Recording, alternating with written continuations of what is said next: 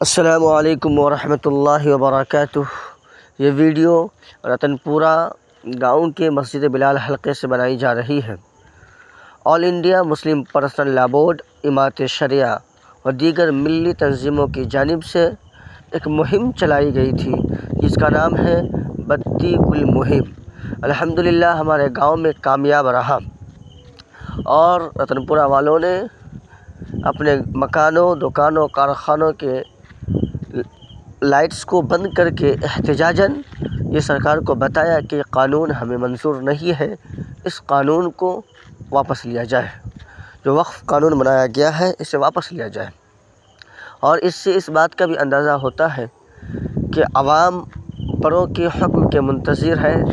آئندہ جو بھی قربانی کی ضرورت پڑے گی عوام انشاءاللہ تیار ہے۔